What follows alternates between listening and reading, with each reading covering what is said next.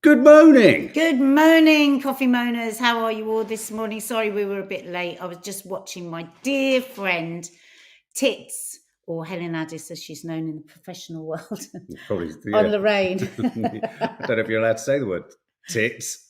Oh, Really? really? I don't know.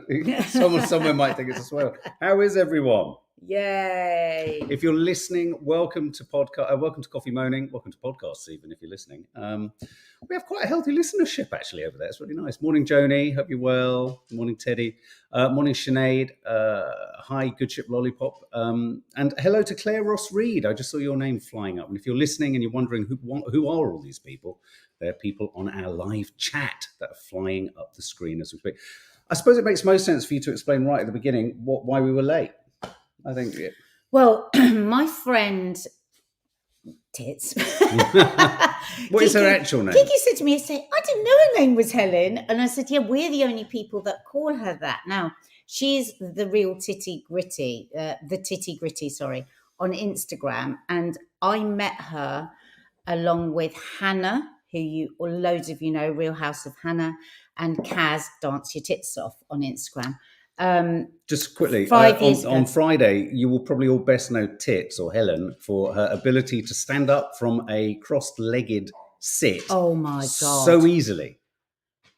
She must be aged 6. Yes, she is quite extraordinary. Age 6, but had very aggressive, nasty breast cancer 5 years ago.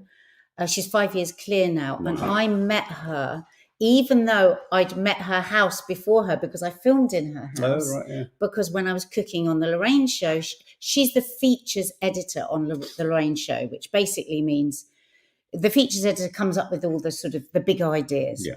Anyway, so she and I were She's working. basically Lorraine. No. I'm joking. She's been working in ITV. We'd been working together for years in ITV, but had never actually become friends. Became incredibly close on our breast cancer, the trek that we did for Copperfield. She was totally extraordinary. She'd just come out of chemotherapy, and she was helping me up the Himalayas. She's the most extraordinary person. She's the kind of woman that lights up a room. Lots of you will have seen the vlog and Instagram post that I did about her 5 years clear and birthday party, where Lee was the warm-up, was the compare. Lots of funny stuff went out. Anyway, ever since she's had breast cancer, she's been amazing online. Lots of people follow her on Instagram because of her incredibly positive way that she's dealt with all of her treatment, which was very, very tough. I'm speaking for her here, but I think a lot of the way that she presented all of it was because she had 3 young children when she was diagnosed. I mean, absolutely terrifying. You know, she was young. She's young. And she found her lump just in the bath one day. She found a lump, went to the doctor. By the time she went back to the doctor, she had 3 lumps. So she had a very aggressive form of breast cancer. And that, of course, has fueled all the extraordinary work that she's done ever since. I think if I'd been Tits with 3 children, a full-time job and aggressive breast cancer, I probably wouldn't have done anything for anybody else. But she has. And she has come up with so many brilliant ideas. Very first being change and check, which many of you will have seen. The little cards that are put in all the changing rooms, dressing rooms, with this, change and check, or really clear graphic on exactly how to. I'm all right in check thinking for your they've also boobs. been placed in some gentlemen's toilets too. Have they? For men. Oh, to check. they? I think so. I think I've seen yeah. that somewhere. Yes, probably. Yeah, because of course there are some men that get breast cancer. Anyway. She has got lots of certificates, Claire LC. Badges. So many lives have been saved by that change and check campaign that the Lorraine show has been doing. And every year she does something incredible. I mean, we were just watching a clip there of her name being mentioned in Parliament, got postage, what's it called? The watermark, the change and check. Yeah. She did the balloon thing last year.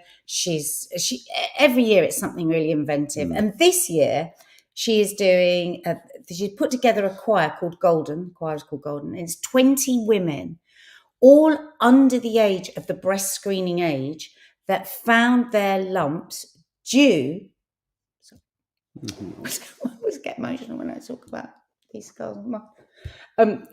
She because you're have all found the lumps through this change you feel and check. maternal. I do. Just watching you on the telly there, I was just crying because I just feel so proud of it. And all the money that is... Anyway, so they have done this amazing single and they've just heard now live on Lorraine that they're going to be performing it at the Palladium. Now, Tonight. remember, these are just 20 women that have had breast cancer. They are not singers.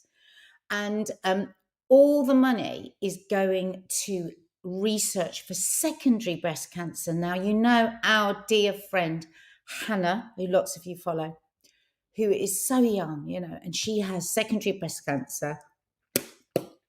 Sorry. And she's on a trial at the moment, and she has a young child, you know, she has a 2-year-old, and she wants to bloody stay alive for her baby girl.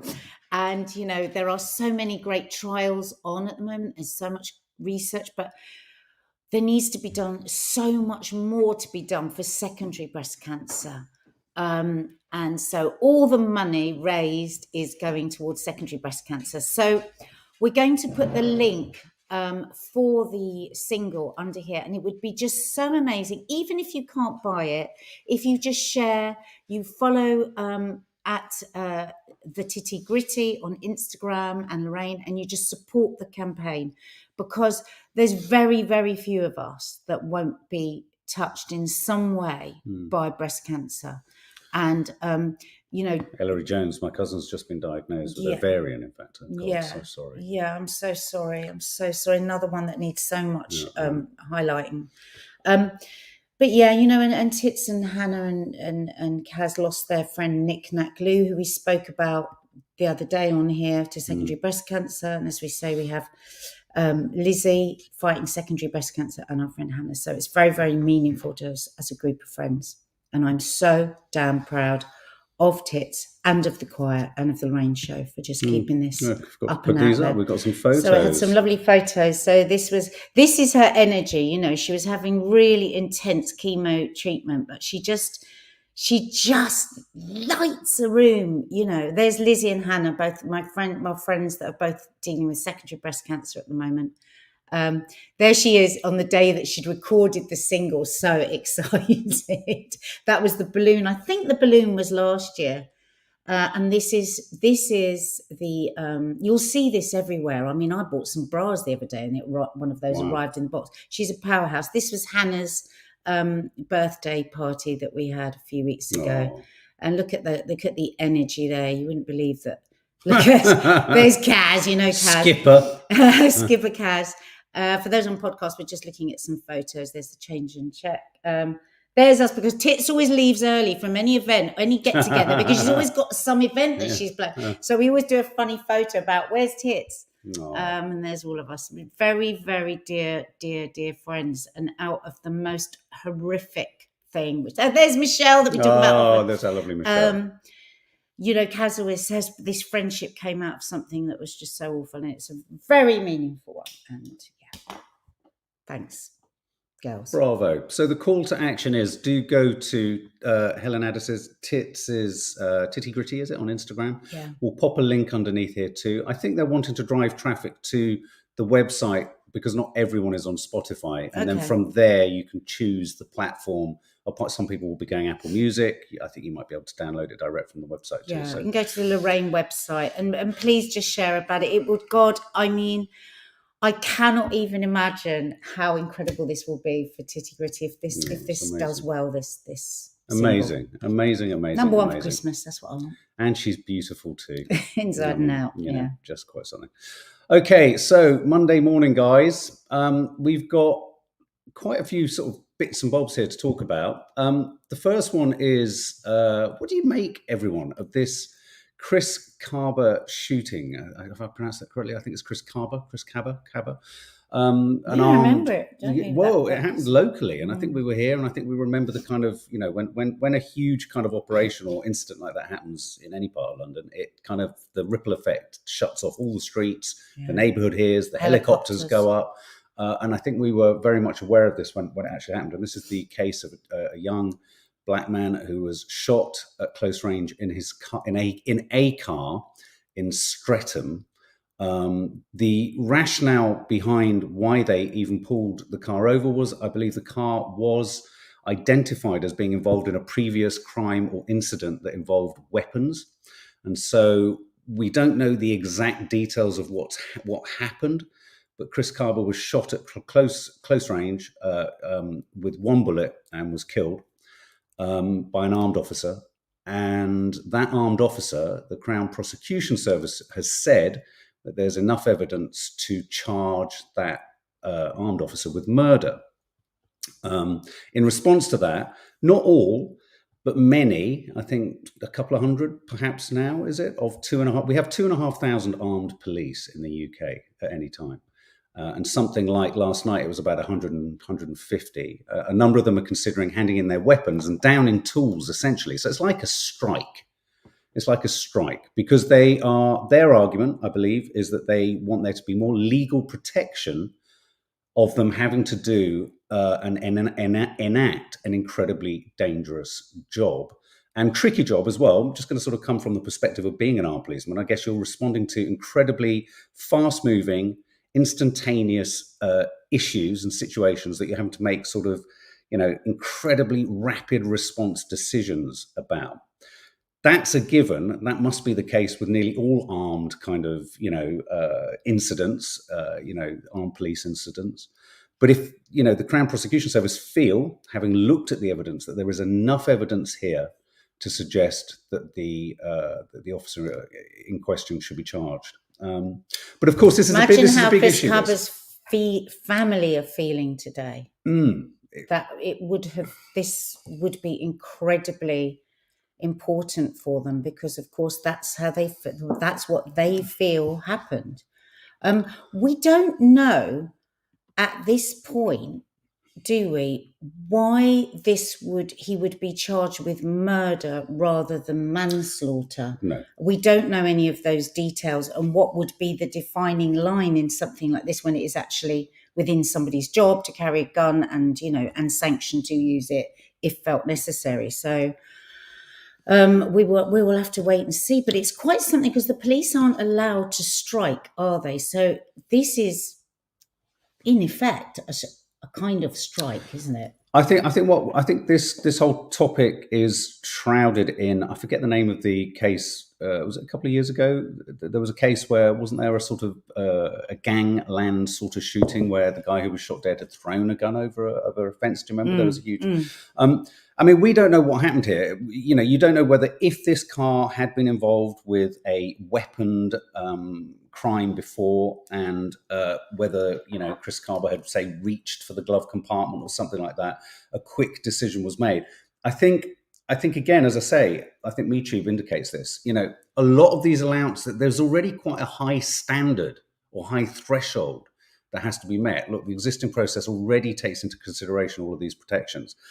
See, when I saw this story, I read it more as if the Crown Prosecution Service is saying this, there must be really, really compelling evidence that something happened here that none of us necessarily. That needs to be questioned. Yeah, that needs to be looked into. I mean, I'd have thought, if anything, they're going to fall sort of more, not more favourably, but there's going to be all sorts of kind of aspects to protecting the ability of other armed officers to not feel vulnerable. But that's why so many of them are. It's scary, isn't it, to be an armed officer? Oh my God, it's. I mean, parking this case to one decisions.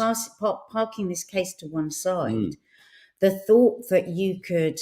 I mean, they are highly trained. I mean, they really are. And there's fewer and fewer of them every year. People aren't signing up for this. Just clarify, Beryl McNally, I'm not saying it is a strike. I'm trying to use it as a kind of example, an analogy, a metaphor. It certainly isn't a strike. No. I mean, and I saw a really interesting interview with a former armed officer who said, it's really important that what doesn't get conflated here is that number of officers who are, in a sense, downing tools, if you like, don't get caught up in a sort of necessarily a race route, because of course there's a huge race aspect to this in terms of if there is enough evidence that he could be charged for murder, then what assumptions and what sort of privileges and decisions have been made by the officer in question or the officers in question. So I don't know. I mean, I think it's very infrequent that you get cases where armed officers do appear to be charged. So I wonder, is that in and of itself not proof that there's quite strong, robust processes? The interesting thing is the head of the Met Police, Mark Rowley, is supporting there being more legal protection of armed officers. Sawalha-Adderleys is also backing, the armed policemen. And in response to this, there's talk of the government having to bring in the army. Well, she's not backing Not him, backing, is but she? She's backing. No, she's not the backing him. idea. She's supporting the idea of armed officers having more legal protection. Yeah. But we don't know the full story yet. But it felt like quite a big thing last night on the news that because we know that we're very short on armed officers. I was amazed by how few we have. 2,500. Well, and this policeman on the radio today was saying just people aren't applying. It's very small numbers. And I wonder if that is something to do with this, just how scary it is. But yes, we will be finding out more over the months, won't we? Absolutely. So when you see those stories, it's a curious one. When you see the army being brought in because our armed police are down in tools, quite something. But as this police officer was saying today, the army can sort of they can't go into, say there was a riot, they wouldn't be able to go into that situation. They're trained to go and to kill in a war zone. It's not the same thing at all. So they need to move. They need to move fast. Yeah, the government. Yeah, absolutely. I mean, right now it's like an enormous advert for. I'd have thought Downing Street doesn't feel as safe as it did before. Or someone just said Blue Cross Shopping Centre. Apparently they have them there, do they? It's kind of funny the places you get them in. Okay. Yeah, but like you said today, most other European countries, you do see a mix of army and police, don't you? Everywhere. Okay. So he said, it will be all right in Parliament and everything will be fine, but it's more like out in the cities if something kicks off. Yeah, absolutely. Molly 26 Rose, let's just show this. Braverman has potentially already put the live investigation in jeopardy because she's commented on it despite being a trained lawyer. Utterly unbelievable. Really? God, I hadn't thought of that. Because even you just there saying, just wow. Making that misspoke. Yeah. That she's supporting him. Yeah. She's not. She's supporting the idea of, wow. Blue water, sorry. Well, I don't. Do we rate her? Yeah. About time she's put her foot in it. Armed officers shouldn't have more legal protections than anyone else. Mistakes are made, but they should still be subject. Oh, I totally agree. Totally agree. I mean, in many regards, I think what you said, Michu, is quite important. They're already held to, I think, a much higher standard and higher sort of regard. I mean, let's face it. There's going to be bad decisions made by even one or two, and when I say bad, I mean potentially bad decisions made for all the wrong reasons by armed officers, aren't there? That's what I'm really interested to find out. What takes that? A bad decision would be manslaughter. What takes it to murder? If there was, I would imagine. I mean, this is just pure speculation. Pure speculation. Yeah. I would imagine that the proof, that the only evidence they had of anything threatening from him was the car's history, and that he did absolutely nothing threatening. That's what you imagine it would be. Yeah. That's my sense of it. Because a car could have changed hands, and he might have had no knowledge of what that car was up to before. God. If you're his parent, my God. His family today. Wow.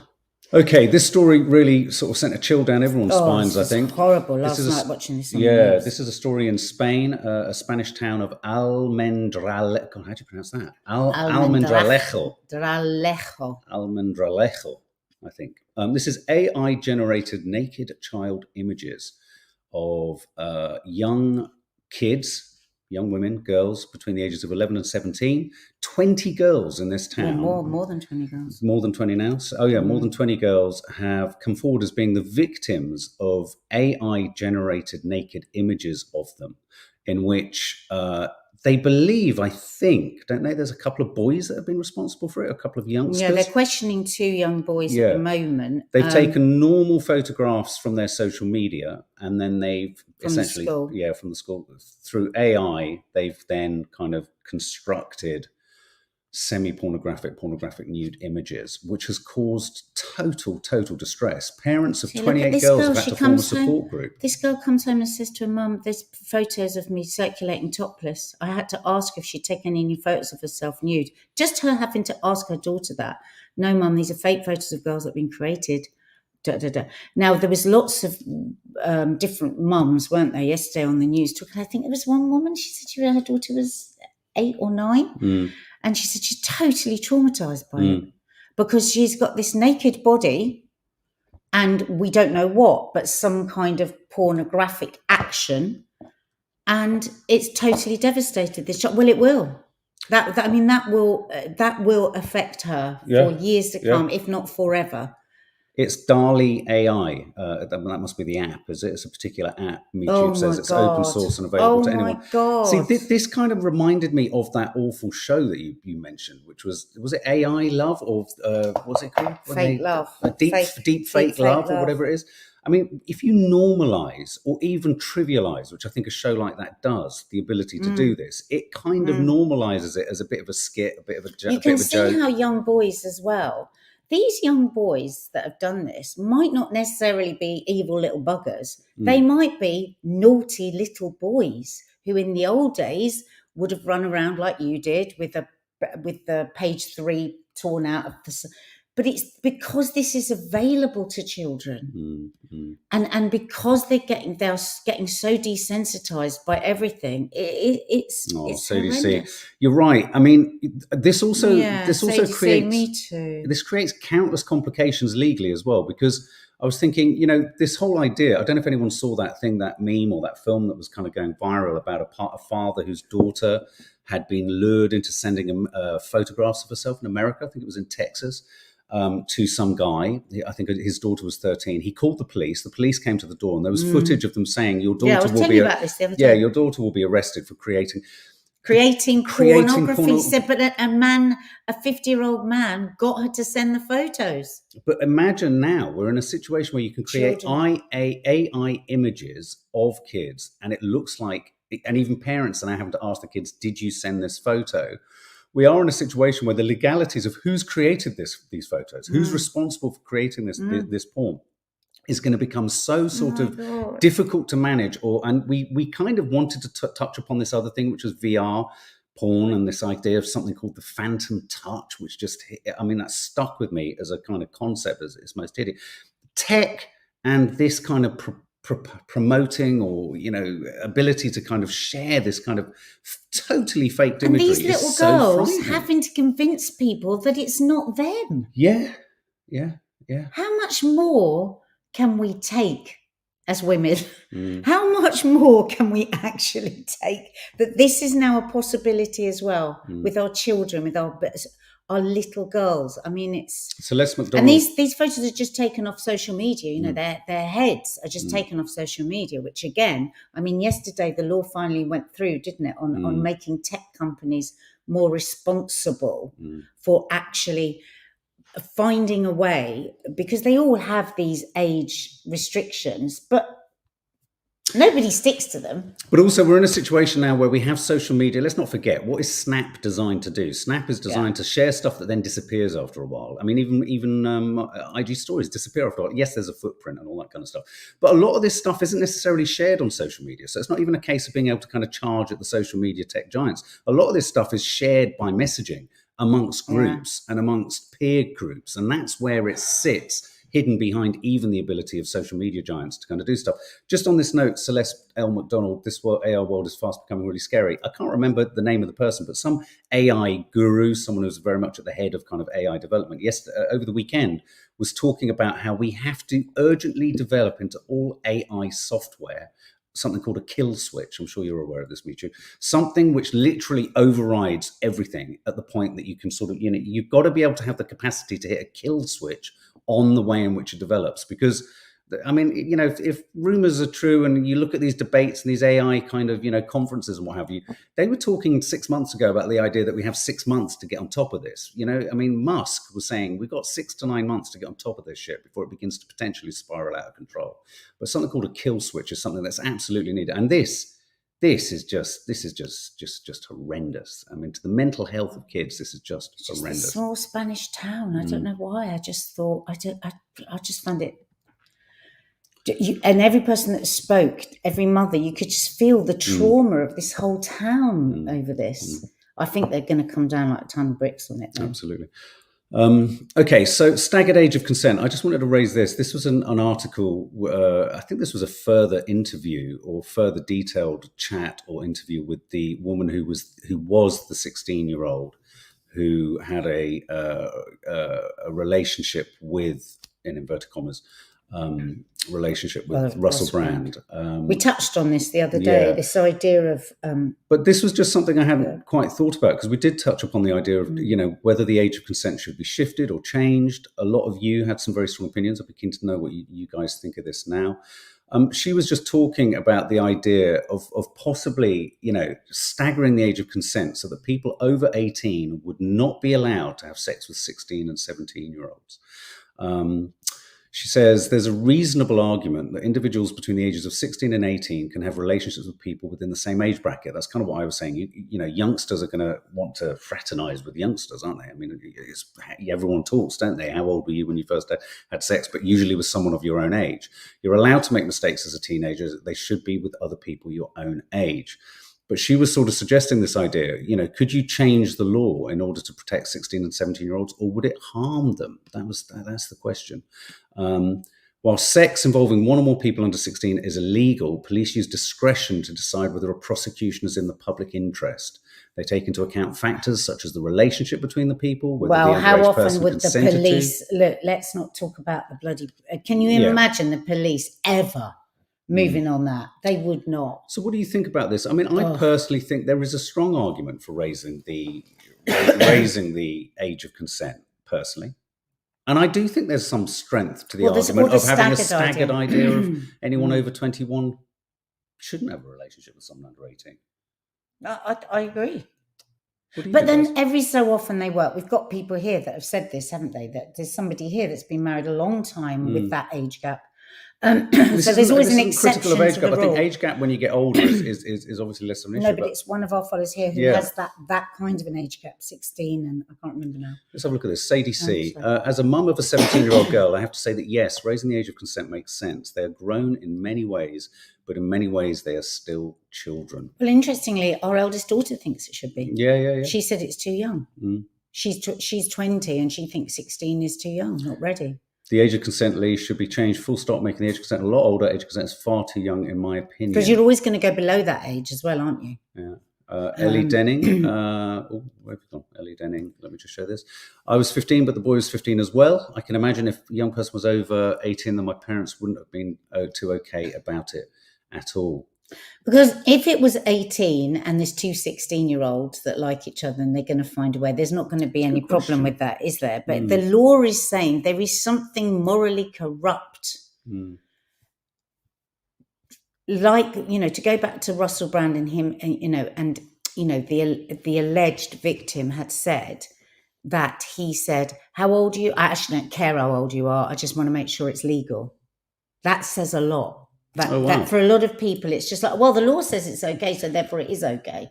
Well, the law should say it's not okay. Yeah. But and should also... Oh, sorry. No, you're leaning out of shot. Oh, sorry. Go on. No, I was just going to say, Alison Barber, why is age of consent 16, but age to marry is 18? Good question. Also, the other thing is... Because you're not ready here, are you, for marriage? But if you're not ready for marriage, you're not ready for sex. Well, precisely, exactly. What was I going to say? And also, when you have something like an age of consent of 16, say, it's... The assumption is always that every 16-year-old is of the same standard of emotional. So aren't they? Yeah, I mean, there's such a range, and I think by nudging it older, you can account for those people. Exactly. Yeah. I mean, you can't see a movie with sex in it until you're 18. This but is you can have sex. This is interesting. Weird. Celeste Donald, thank you. I've not seen your contributions as much as this before. In Victoria, Australia, we have a staggered age of consent where those between 16 to 18 years can consent on the provision that both parties are within a 2-year age gap. Wow, as clear as that. So there's precedent. There's precedent within in parts of the world. Age gap. That's interesting. Elsa Pop, 16 is way too young. I think in Italy, the age is 14. Correct me if I'm wrong. Is it? Wow. But we were saying the other day on here that the age was decided, wasn't it, back in 1830 when women only lived to 40, and we haven't looked at it again. Yeah. Weird. Okay, final story before I have an and finally for you. Hope it's a heartwarming one. It is a heartwarming one. Magpie parenting. What is magpie parenting? Has anyone heard of magpie parenting? What do magpies do? They nick jewellery. Well, don't they also go into other people, Yeah, or they is it do. cuckoos? What is it that goes Well, into a cuckoos, nest? I think magpies do take over other people's nests too, don't they? Like cuckoos? Yeah. Yeah. So are you going to play Or this? maybe they share nests. Well, okay, yeah. So I didn't know whether you wanted me to. Okay, so I'm going to play it. Maybe you explain. There's no audio to it. Oh, okay. So this is who? So this is Mother Pucker, and I think quite a few of you follow her. So she says, so this is co-parenting. It's been quite a week to finish with a birthday, but it was a very happy one. Since separating, Matt and I decided to magpie parent or nest parent, which is a setup where the kids stay in the family home and the parents live outside, crossing over. For us, every Sunday with a big lunch. We've definitely had looks of slight confusion when we explain our situation, but it's working really well so far. Time will tell. But here we are, and everyone is somehow smiling. And this is the husband's feed as well. And then the husband talks about it as well. So they've got, I presume it's a flat, and they cross over. And that way the children... You mean a flat away from the family home? Yeah. And that way the children are always in their own home, and they see their parents very nicely crossing over, having lunch together. And I said to Mark, wow, my God, this is so amazing. Why doesn't everybody do this? And as Mother Pucker says at the end, she's brilliant. She's got her own radio show and stuff. Follow her. She's fantastic. She's so far. Because, of course, when I said to you, oh my God, this is brilliant, why doesn't everybody do this? She said, well, it's okay as long as there's no it presupposes big emotions going on. Yeah, as long as you're, I'm going to run out of charge. As long as you're not coming at it, can you fill for me? Sorry. Yeah, as long as you're not coming. So Mark said, well, that's fine as long as you're not coming at it with any big emotions, and upset and one person hating the other. And one. I said, but isn't that the point? Isn't that the point of trying to do it this way? Because what you're doing right from the beginning is parking any of your feelings simply for the kids. Now, I know it's incredibly difficult, but surely it's a good start point to go, do you know what? For those, and I think a Sunday lunch is quite a lot, but maybe just like a cup of tea as you cross over. I think surely, if you just force yourself to do that, you are doing it altruistically for your children. Well, I mean, yes. Sorry, absolutely. It's a goal. It's an ambition. It's an ideal. It's what we would all look back and wish and think we could do. And I think it's absolutely, laudable that they can do it. I mean, just knowing how relationships work. I mean, they just must be very, I don't know, lucky, or they both grow apart at the same time, and there's no real anger. I think it really depends on not just the trauma, but the balance, not of power, because that sounds too strong a word, but the balance of hurt or the balance of willingness for the relationship to move on. It also depends on the nature of how the relationship buckled. In what ways did it fall apart? And again, I suppose it depends on you also having more than one property.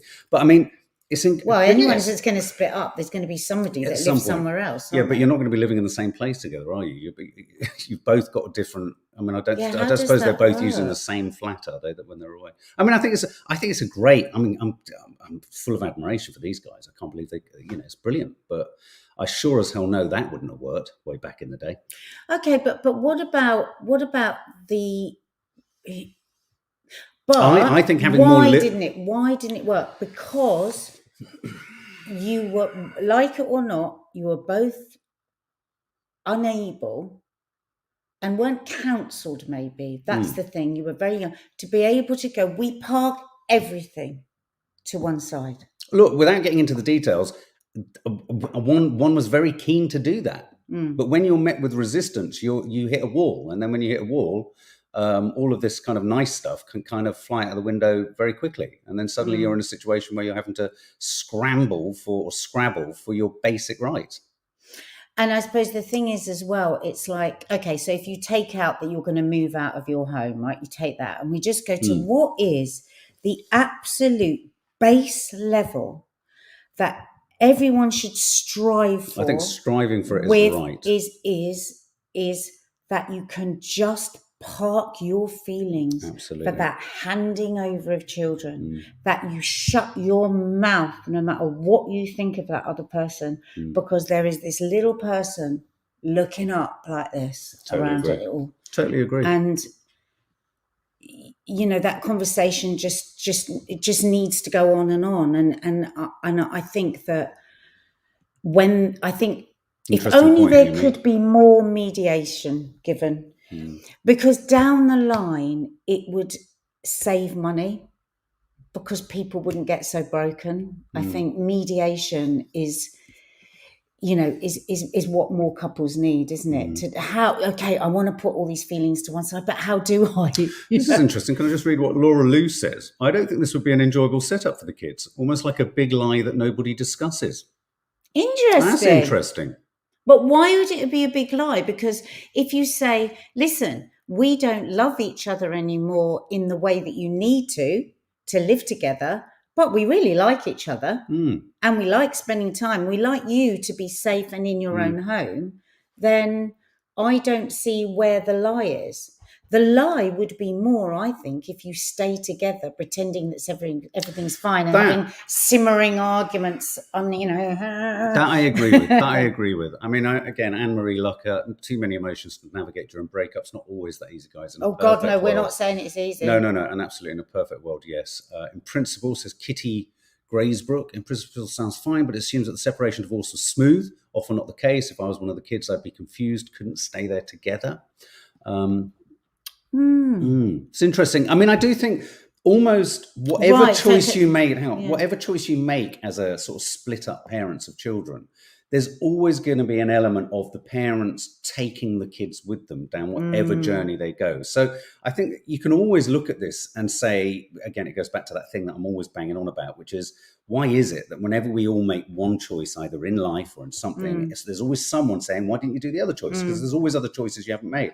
So it does strike me that here you're damned if you do, damned if you don't. I mean, it's like whatever choice you make. You're not going to avoid hurt. You're not going to avoid hurt. You're dragging the kids with you emotionally anyway. Yeah, so even if you do this magpie nesting and it's all, it all goes absolutely smoothly and brilliantly, you've still got children that ultimately want their parents to be in the same house together, don't you? Always. Exactly. And it could even, there's an argument, if I'm thinking about it, it could even lead to more trauma for the kids because they never quite get the thing that they think could be teased every time they're all in the house together or they get to the house together. Do you know what I mean? It might be that, hard as it is, for some children, they need the clarity of the dividing line.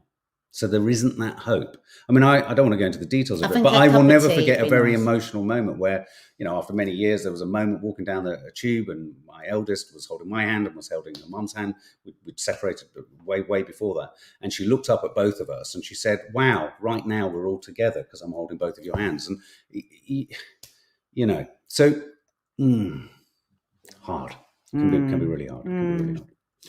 But I just love any sort of new ideas and possibilities that come up, and it's worth talking about. But like you say, the complications of emotions, and one person could be a right bastard and the other person could be absolutely lovely. But I think the base level is that everyone needs to get to is decent enough to just maybe have a quick cup of tea or a nice chat on the doorstep.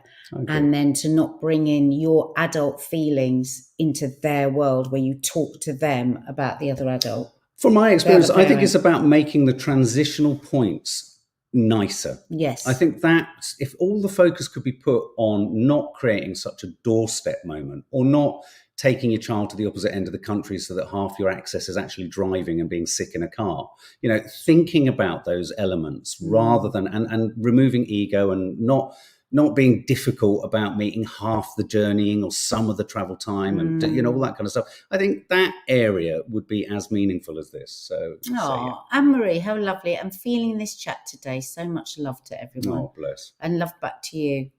So who would like a really nice and finally? Do you want a nice and finally? Before that, guys, if you're new to the channel, hit the subscribe button and the notification bell because we do so many different kinds of content on here. And the notification bell will simply mean you'll be notified when we upload stuff. Winging it, Mummy, just quickly, good point. Why do we think that the best parenting is two people together as a family together? Why not just do what makes everyone the happiest? Then the children will reap this. Very good point. Okay, exactly. So this is my and finally. So let's have a read of this. So it starts with this. 3 weeks ago, I saw this bumblebee walking along a country road, and it started to follow me. Let's go on this. Let's go on this journey. Hang on. She was obviously searching for flowers and seemed very hungry. I'm reading it out for those of you listening. And we're seeing a little bee, a big bee. So I picked a flower and placed it in front of her. Oh, the bee was on the trainer before that. That's when I realised that she only had one intact wing and couldn't fly anymore. Oh, what next? We decided to take care of her. We gave her sugar, water, and took her in. Then we created a little shelter for her. Oh my God! And now she's like... She's been living with us for 3 weeks now, Oh my and is feeling God. really well. Oh my God, will she grow another wing? Every day we pick fresh flowers for her. Look, she's drunk on pollen. Wow. We also built her a small cave where she often relaxes. This is so beautiful. She's become a cherished part of our days. Well, Mark, you have surpassed yourself and finally you have warmed our heart. And you know what it's made me want to do? Go and find a bee. It's made me want to sing. Oh. Each little fly that opens, each little bird that sings. Can't remember the next bit. What do I say? But I say that I'm welcome. Do you remember that song? I love that song from Moana. You're welcome. You're welcome. Watch Moana again, guys. We watched it yesterday, and there's so many lovely, uplifting songs in it. It's such a good If you've film. never watched Moana, watch it. It's a gorgeous Disney film. Okay. And then we watched the first Jumanji, and we laughed so much. It's so good. Kevin Hart is so funny in that. Okay, guys, we're going to go, and we're going to go through the medium of waving. Are you ready? So in